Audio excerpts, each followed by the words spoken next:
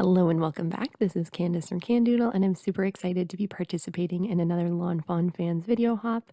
We do this hop 4 times a year, and a bunch of us Lawn Fawn fans come together to show you inspiration, so make sure to hop along down below in the description. Today I have a very fun snow globe card, so let's get started. So I'm starting off with my Lawn Fawn stitched scallop circle windows, and I'm using the largest one, and then I'm putting a nesting circle on the outside of that has a 4-inch diameter.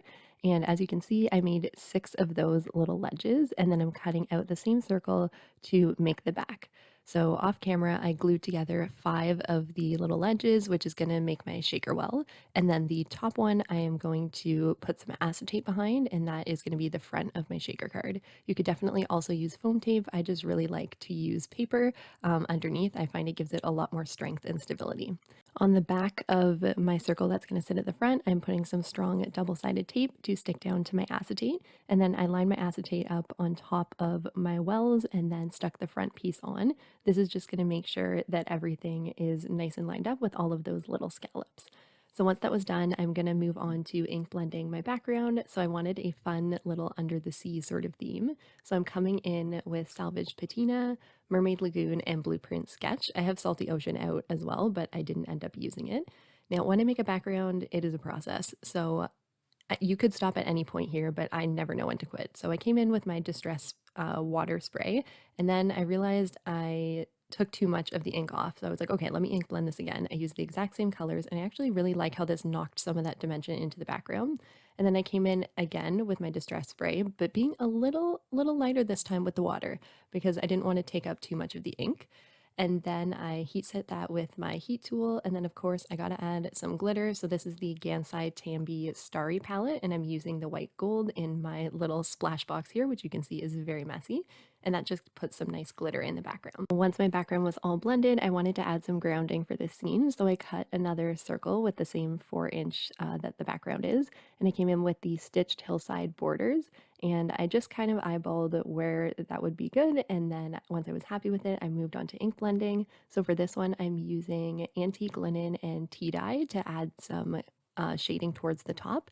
And then I came in with some splatters, which are in gathered twigs, and then I decided that wasn't dark enough, so I also came in with some ground espresso to add some additional dimension. So once I was happy with that, I put it aside to dry, and we are going to move on to the stamping.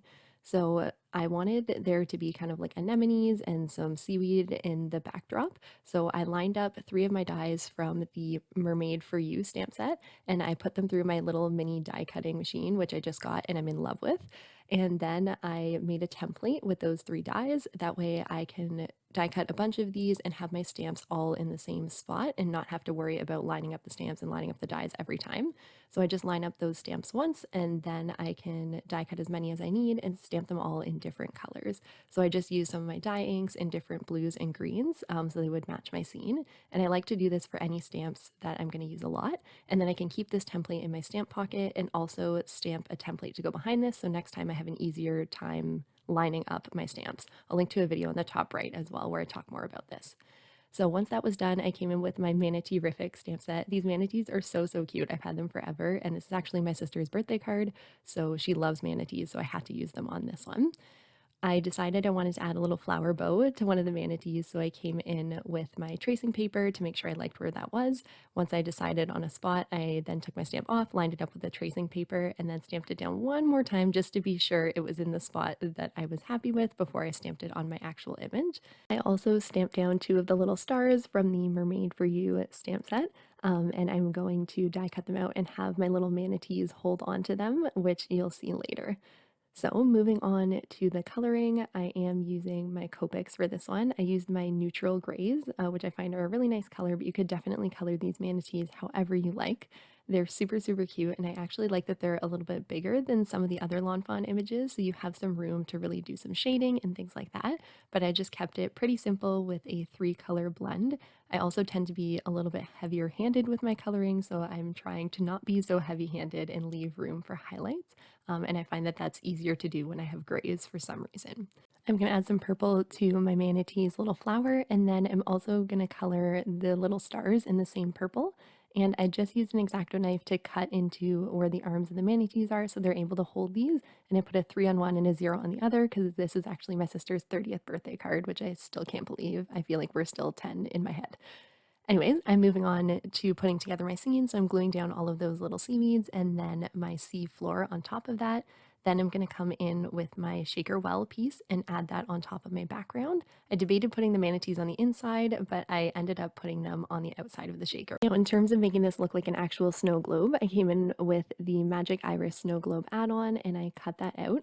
And then I cut out 2 of the circles with the same 4-inch die, and I'm going to glue those behind and in front. And that's just going to make sure that behind my card and the inside look really nice and seamless. You could also just take that small piece of the bottom of the snow globe and put that on a 4-inch circle, and that would work just the same.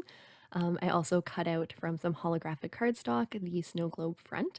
So I'm just putting that all together and making sure everything is lined up nice and well. I'm adding those little extra design pieces to the snow globe, and I think it looks so fun in the holographic.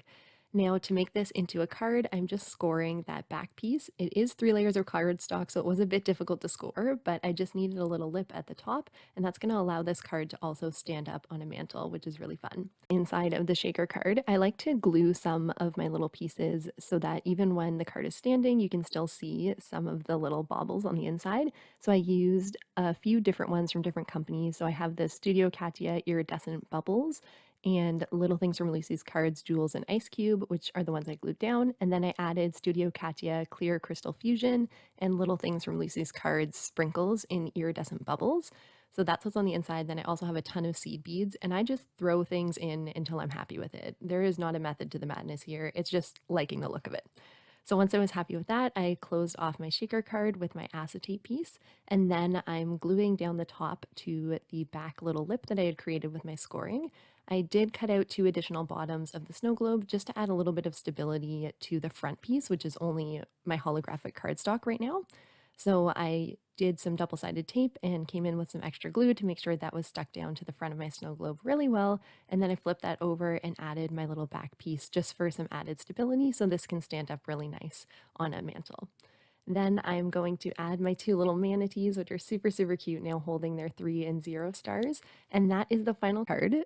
Don't forget to see the description box for the link to the next person on the hop. Everybody in this hop is so wonderful and so talented, so I definitely encourage you to check them out. Carrie is also doing a giveaway, so make sure to check that out. I always appreciate the time that you spend here with me. Don't forget to give this video a thumbs up and subscribe if you haven't already. And I will see you very shortly in another video. Bye!